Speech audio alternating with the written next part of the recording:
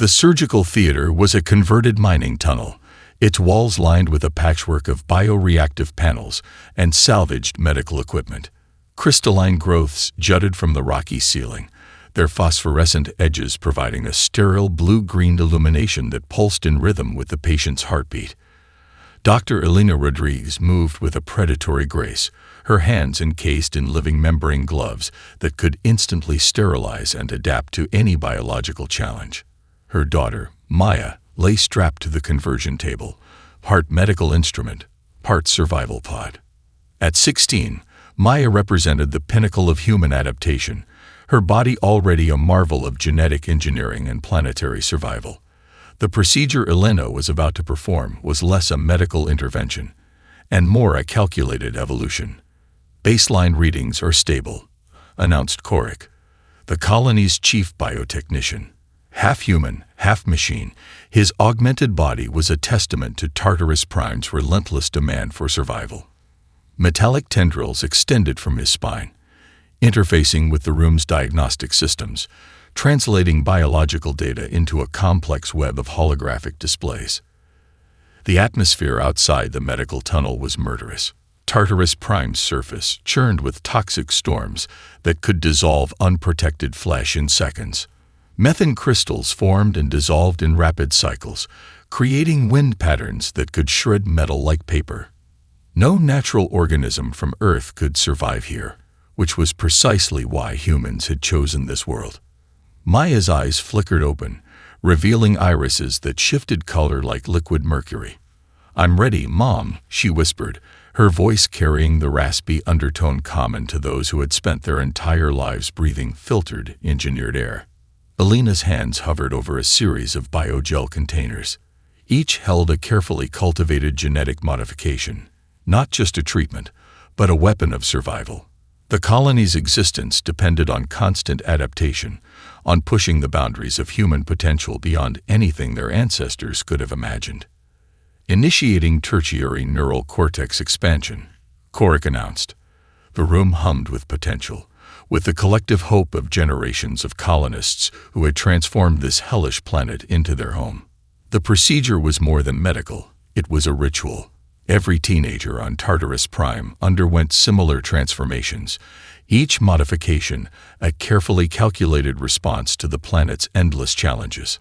Maya would emerge not just changed, but enhanced. Her nervous system would integrate more deeply with the colony's collective bio-network, her cellular structure becoming more resilient, more adaptive. Outside the medical tunnel, the colony continued its relentless existence. Massive excavation machines, part biological, part mechanical, continued to reshape the landscape. Entire mountain ranges were slowly transformed, their mineral compositions carefully extracted and repurposed. Nothing was wasted on Tartarus Prime. Nothing could be wasted. Elena remembered her own transformation ceremony. The pain, the terror, the exhilaration of becoming something more than human. Her parents had been early colonists, among the first to understand that survival here meant complete reinvention. They had not just settled a planet, they had begun a species-level experiment in adaptation. Neural integration at 63%. Korik's mechanized voice cut through her memories. Cellular restructuring proceeding within acceptable parameters. Maya's body arched slightly, not in pain, but in a kind of biological ecstasy. Her skin rippled with complex patterns, microscopic adaptations forming and dissolving in milliseconds. She was becoming more than her parents, more than her current self, a living testament to human potential. The colony's history was written in such moments, each generation more adapted, more integrated with their hellish environment. They were no longer colonists. They were a new form of life, born from humanity's most desperate desire, survival. "Final stage initiating," Elena murmured, her own body resonating with the complex biofield that permeated the medical tunnel. She watched as her daughter's genetic structure rewrote itself, adding layers of protection, of potential, of pure survival capability. Korik's augmented systems began to sing, a complex symphony of biological data, of potential futures mapped and calculated. Outside, the planet's toxic storms continued their endless dance, oblivious to the miracle of adaptation occurring deep within the colony's protective systems. Maya's transformation was complete. She opened her eyes. Now a swirling galaxy of adaptive cells, capable of processing information faster than any computer, of surviving conditions that would obliterate any other known life form. "Welcome home," Elena whispered, knowing that home on Tartarus Prime was less a place and more a constant state of becoming. The first warning came through an ancient communication array, a relic from the colony's earliest days, cobbled together from salvaged xenotech and human ingenuity.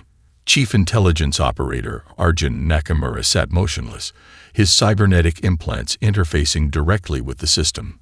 Quantum-entangled data streams flickered across his visual cortex, revealing a message that had taken decades to decrypt. "Incoming transmission," he muttered, though no one else was in the room. The underground communication hub was a labyrinth of organic metallic interfaces, living circuitry that breathed and pulsed with information. Walls made of grown crystal and bioengineered neural networks captured and processed signals from across the galaxy. The consortium's message was clinical, precise, a standard colonial acquisition protocol that had subjugated thousands of worlds. But this transmission was different. Buried deep within its standard encryption were anomalies, tiny fragments of information that spoke of something more. Arjun's augmented mind began to piece together a complex puzzle. The consortium believed they were approaching an ordinary human colony, a simple resource extraction target. What they didn't know was that the colonists of Tartarus Prime had been preparing for this moment for generations. In a separate chamber, Maya Rodriguez stood before a holographic war room. Genetic maps, planetary defense simulations, and intricate biological weapon designs surrounded her. At 18, she was the product of the colony's most advanced adaptive programs, a living weapon system that defied conventional understanding of human potential. "They're tracking our thermal signatures," Maya spoke to the room's eye interface. The walls responded, shifting and recalibrating, revealing hidden defense mechanisms. But they don't understand what they're seeing. The truth was far more complex than a simple invasion. Tartarus Prime was not just a planet. It was a massive living trap that had been centuries in the making. Every geological formation, every microscopic organism, every breath of toxic air was part of an intricate defense mechanism. Kilometers below the surface, massive biomechanical constructs began to stir. These were not machines in any traditional sense. They were hybrid organisms, part technological, part biological, grown and engineered over generations. Massive tunneling systems transformed, neural networks connected, a planet-wide nervous system awakening. Arjun's communication analysis revealed something extraordinary. The consortium's transmission contained multiple layers of information, some intentional, some accidentally leaked. Each layer told a different story about the invaders' capabilities, their weaknesses, their fundamental misunderstanding of adaptive life. "They're coming with harvester ships," Maya murmured, her fingers tracing holographic battle projections. "But they think we're vulnerable." The colony's preparation was total. Every citizen was a potential weapon. Every building a potential defensive system. The very concept of civilian and military had long since blurred on Tartarus Prime. Survival was a collective effort, a species-level adaptation that transformed every aspect of human existence. Deep in the planet's core, ancient technologies began to awaken. Quantum entanglement generators, biological resonance chambers, defense systems that existed between the boundaries of physical and metaphysical reality. The planet itself was preparing for war. Arjun's cybernetic systems picked up something else, a quantum communication signature that shouldn't exist. Something was watching the consortium's approach, something that existed beyond conventional understanding of intelligence and communication. "Preliminary defense protocols are online," the room's AI announced. But it wasn't just a machine speaking. It was a collective consciousness, a merged intelligence of human and planetary systems. Maya turned to a wall-sized display showing the incoming consortium fleet. Massive ships that had conquered entire civilizations, now approaching what they believed was a simple human colony. Her lips curved into a slight smile, a predator's smile. "They're going to learn," she whispered, "that not all prey is helpless." The communication hub began to pulse with an otherworldly energy.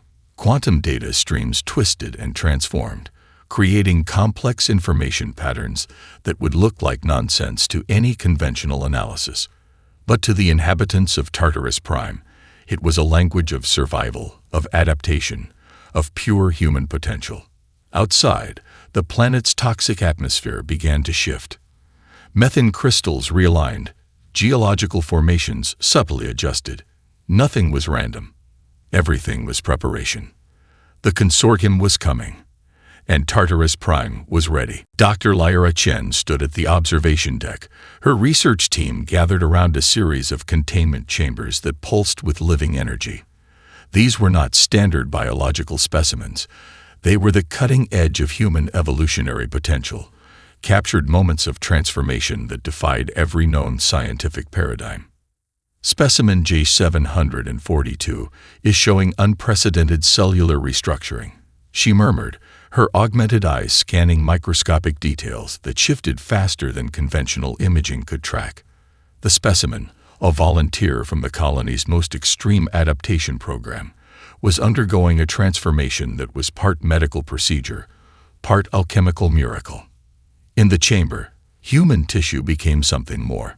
Skin developed microscopic adaptive layers that could instantaneously respond to environmental threats. Muscle fibers rewove themselves, creating biostructural networks that could generate electromagnetic pulses, redirect energy, absorb radiation. It was evolution wavenized, humanity refined into its most potent possible form. Nearby, a group of young colonists underwent final preparation for first contact defense. Their training was unlike any military program in human history. Each individual was a living weapon system, their bodies calibrated to become whatever the moment of survival required. Zara Okoro, the lead combat adaptive specialist, demonstrated the colony's latest breakthrough.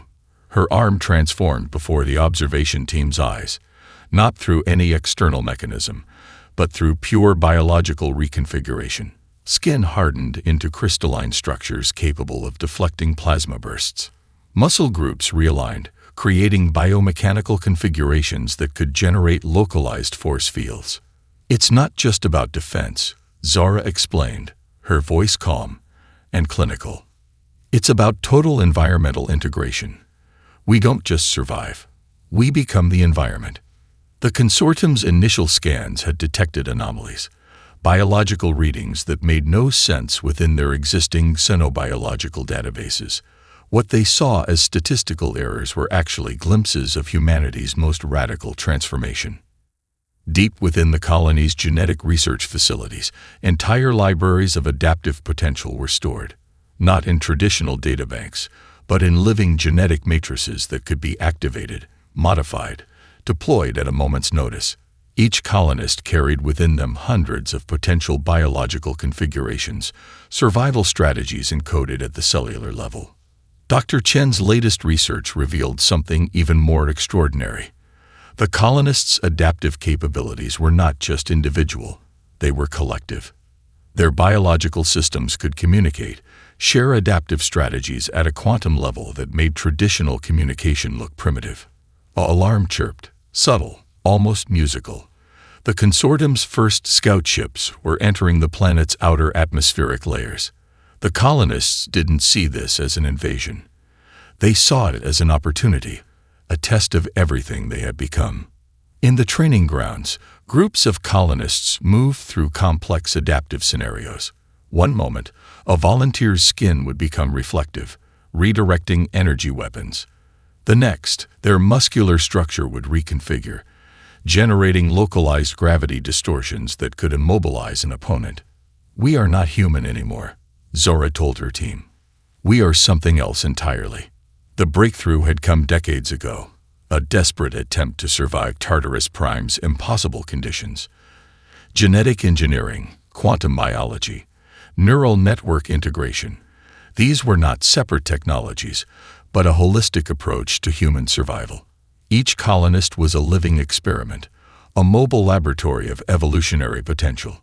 Dr. Chen's most radical discovery was the symbiotic network that connected every colonist. It wasn't just a communication system.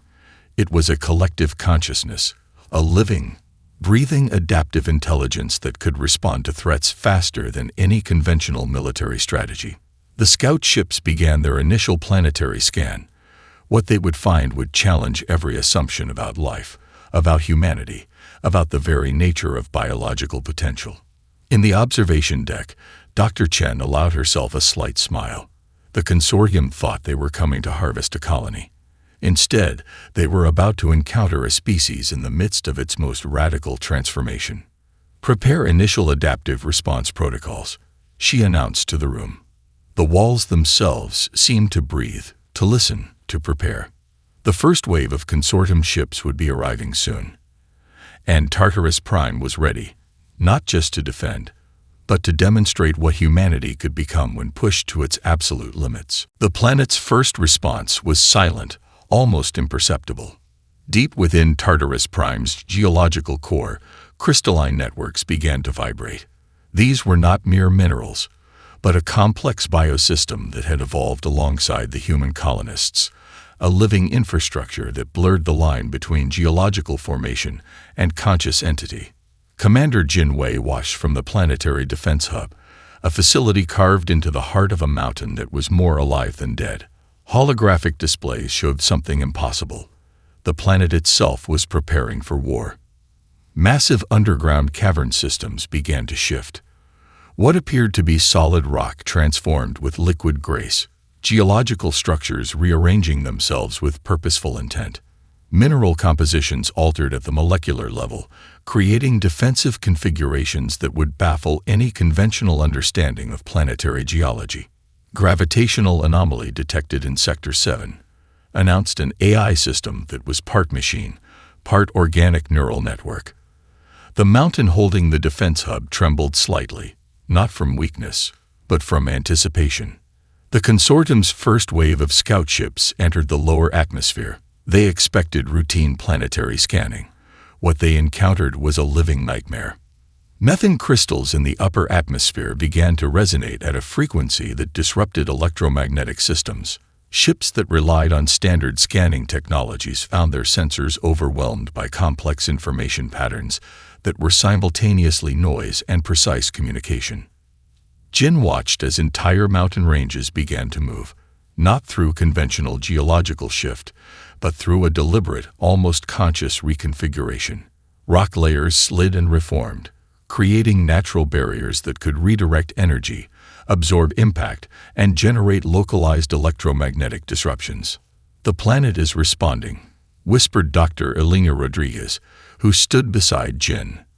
Her daughter Maya had developed much of the planetary defense protocol, a system that treated Tartarus Prime as a single, massive living organism.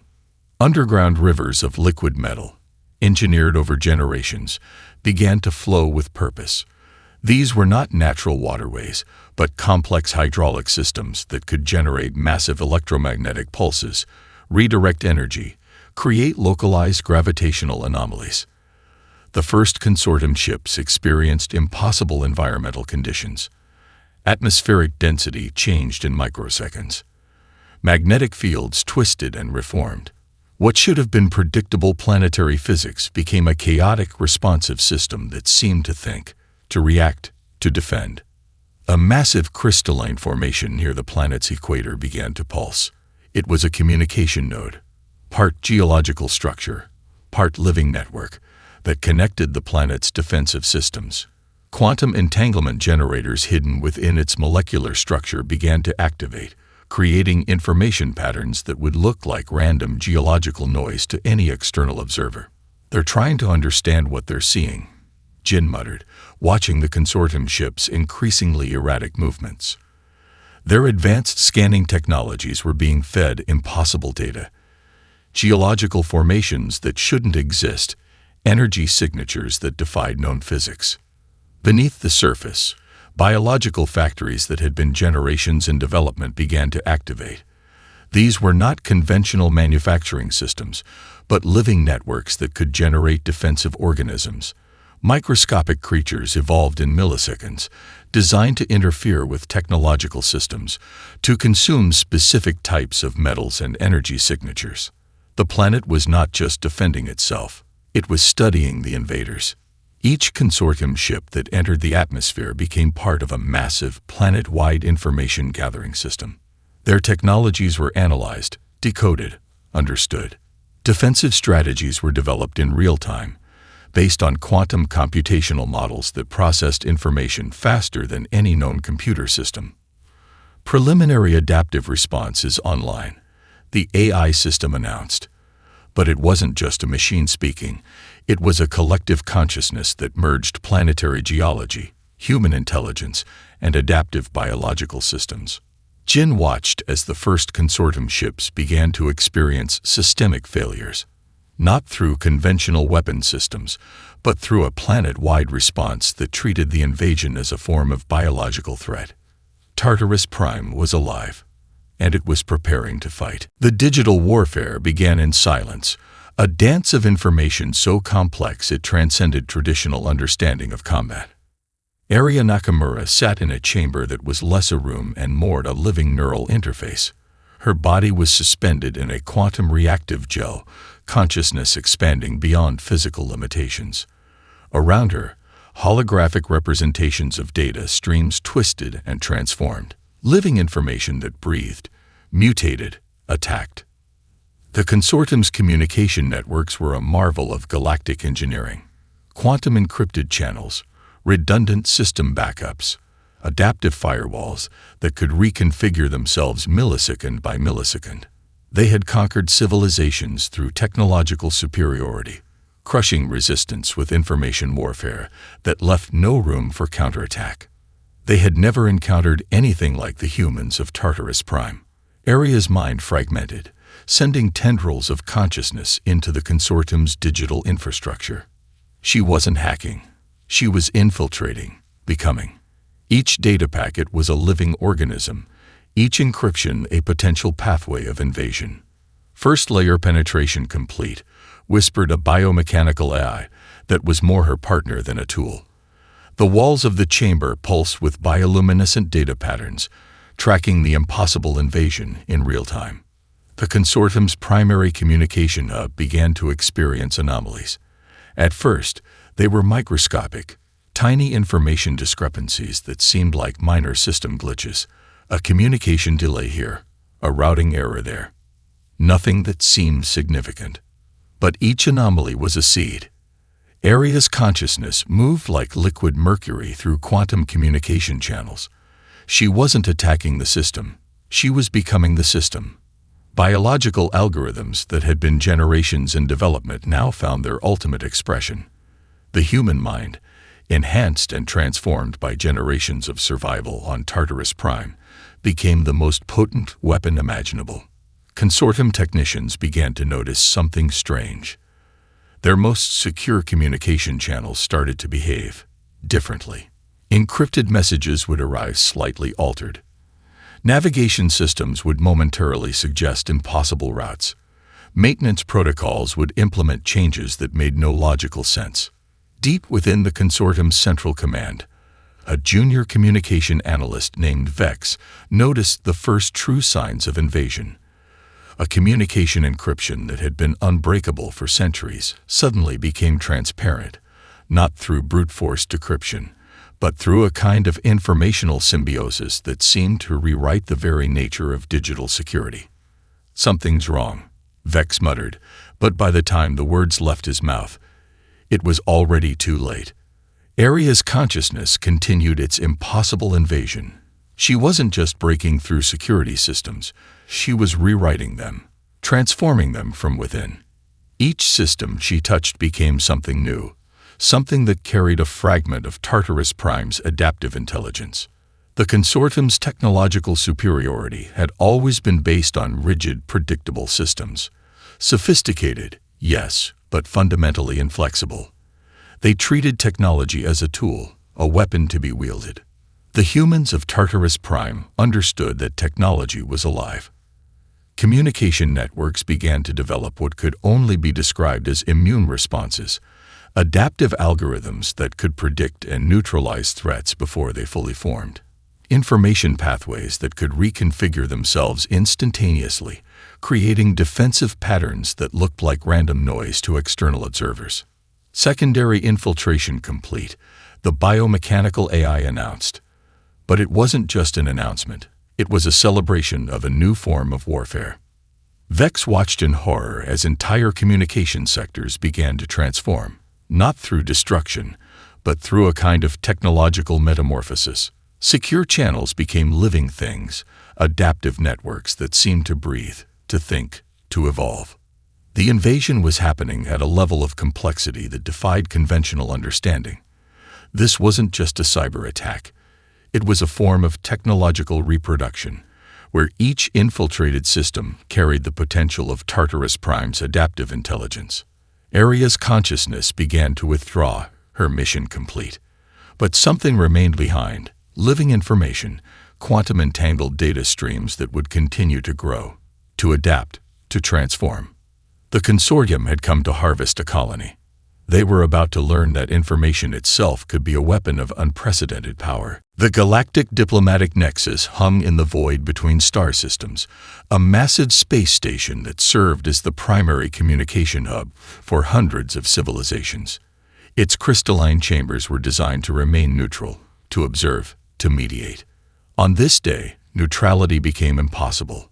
Ambassador Kira Solarin watched the transmission from Tartarus Prime with a mixture of horror and fascination. The consortium's invasion was being broadcast across multiple quantum communication channels, not as a controlled narrative, but as a raw, unfiltered stream of impossible data. "This is not just a battle," she murmured to her AI assistant. "This is a fundamental challenge to everything we understand about technological warfare." The transmission showed something unprecedented. A human colony, previously considered a marginal, unremarkable species, was systematically dismantling one of the galaxy's most powerful technological empires, not through conventional weaponry, but through a form of adaptive warfare that defied categorical understanding. Diplomatic channels across the galaxy began to light up. The consortium's communication networks were fragmenting, revealing vulnerabilities that no one had ever imagined possible. Each transmission carried fragments of a larger story, a narrative of human adaptation that was both terrifying and miraculous. In the observation chambers, representatives from dozens of advanced civilizations watched in stunned silence. The Gerin Collective, a silicon-based intelligence that had considered biological life forms primitive, found their computational models completely overwhelmed. The Quantum Accord, a network of energy-based entities, detected patterns of adaptation that challenged their most fundamental understanding of information transfer. "They're not just fighting," announced Dr. Kelthor, a senior xenobiological analyst from the Meridian Research Consortium. "They're evolving in real time." The broadcast showed moments of impossible transformation. Planetary geology becoming a living defense system. Digital networks that breathed and thought. Biological systems that could reconfigure themselves faster than any known technology could track.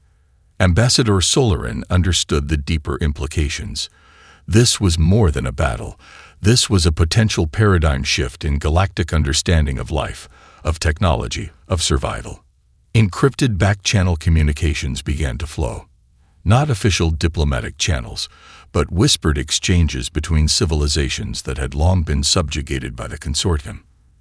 They were watching, waiting, hoping.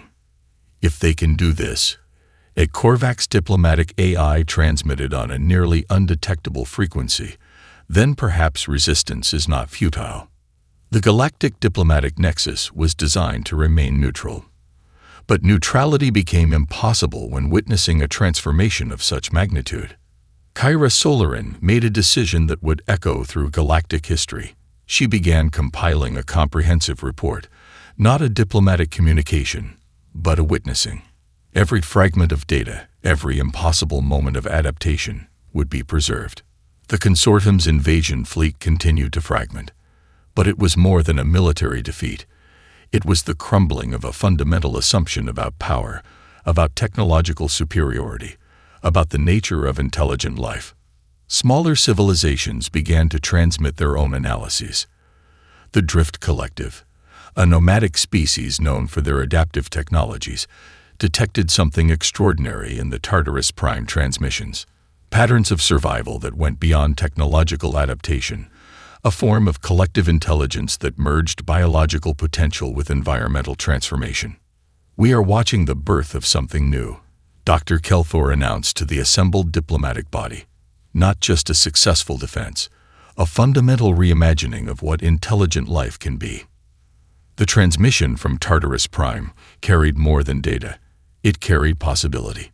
Civilizations that had been silent for generations began to stir. The whispers of resistance, long suppressed, found a new language. If this marginal human colony could challenge the consortium, what other potential lay dormant across the galaxy? Ambassador Solarin completed her report. It was not a document of diplomatic language, but a testament, a record of the moment when everything changed.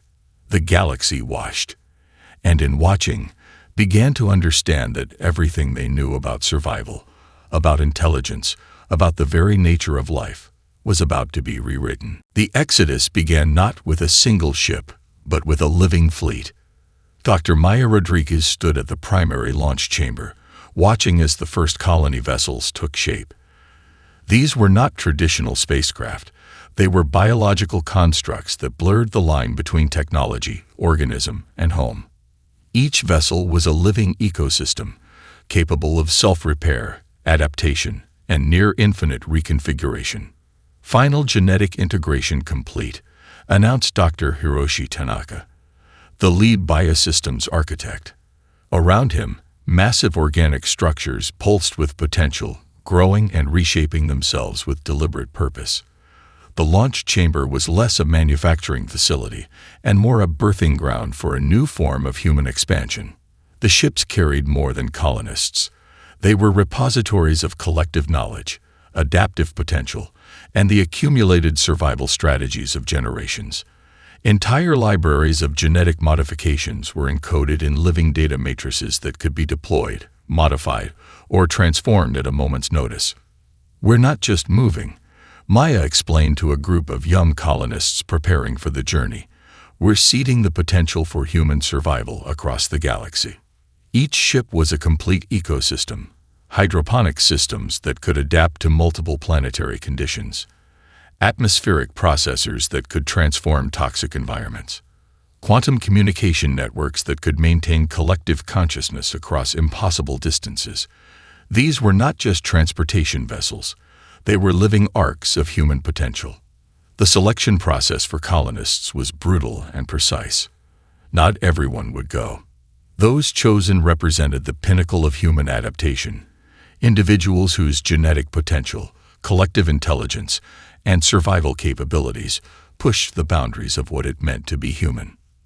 Zara Okoro, now the lead colonial expansion strategist, oversaw the final preparations. Her body moved with a fluidity that was part human, part something entirely new. Genetic modifications that had been generations in development now found their ultimate expression. Target planets identified. The ship's collective intelligence announced.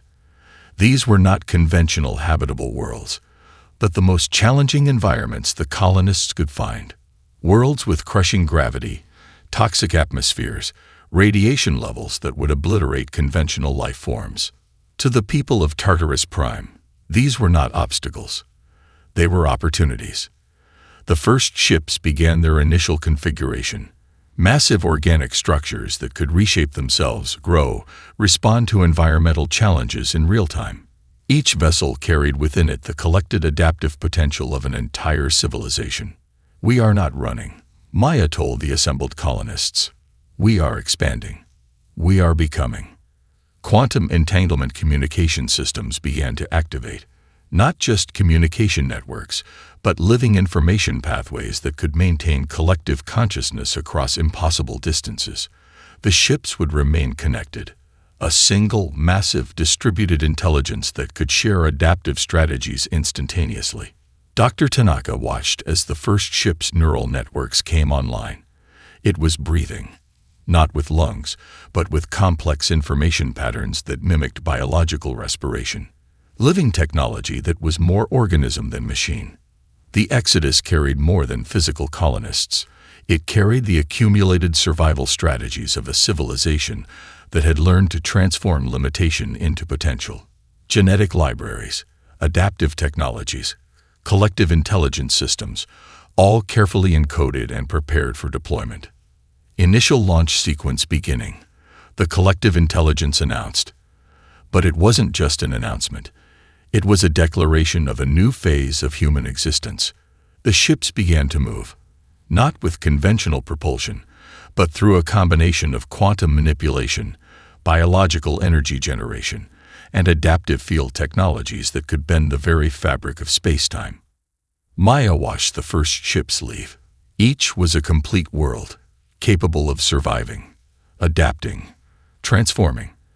They carried within them the promise of a new form of human expansion, not conquest, not colonization in the traditional sense.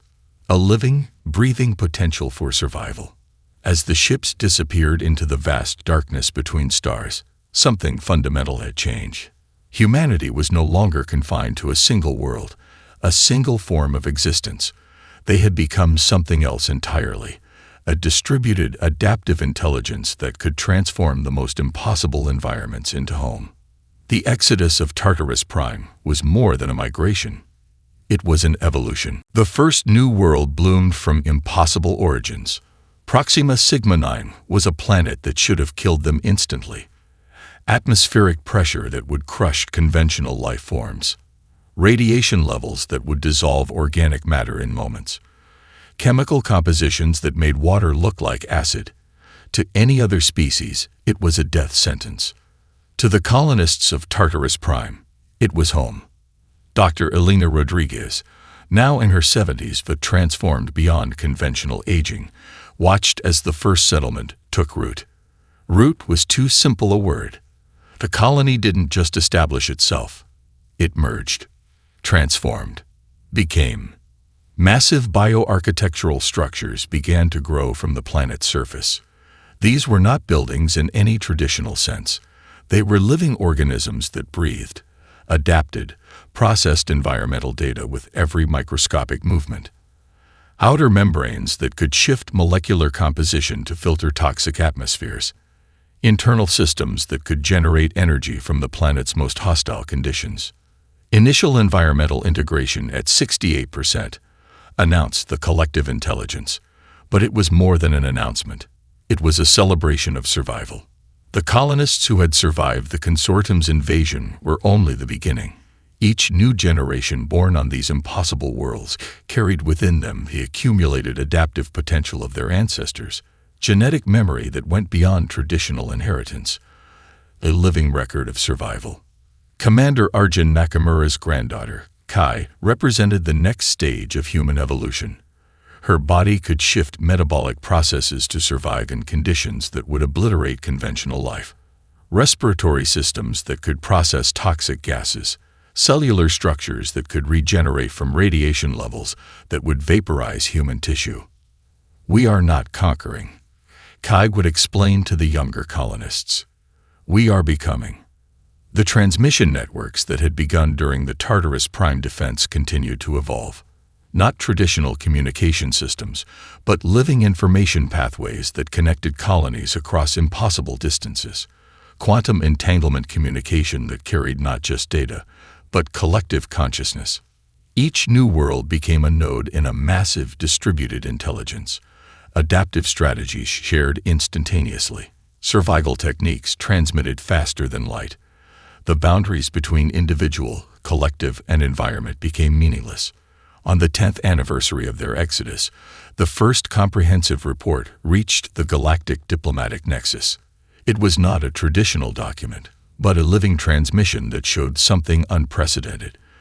12 different worlds, each considered uninhabitable by every known scientific standard, now thriving with human life.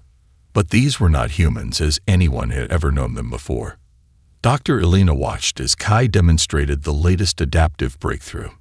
Her body could now photosynthesize directly from radiation, transform atmospheric toxins into breathable gases. The line between biological organism and environmental system had completely dissolved. "We are learning to speak the language of planets," Kai explained, her skin shifting colors to match the surrounding environment. "Not to conquer, to communicate." The consortium, once the most powerful technological empire in the galaxy, had become a cautionary tale. Their rigid systems of control had been utterly transformed by a species they had considered insignificant. Other subjugated civilizations began to study the Tartarus Prime method, not as a military strategy, but as a fundamental approach to survival. Quantum archaeologists would later debate the precise moment of transformation. When had humans ceased to be purely biological and become something else entirely? Was it during the Tartarus Prime defense, during the Exodus, or was it a continuous process of becoming? The colonies communicated in ways that defied traditional understanding, not through language, but through complex information patterns, emotional states, survival strategies, collective memories transmitted through quantum resonance. Each colony was both individual and part of a larger distributed consciousness. On the 100th world they transformed, something extraordinary happened. The planet itself seemed to respond to their arrival, not as a conquered territory, but as a potential partner in survival. "We are not separate from the environment," Elena would often say in her final years. "We are the environment."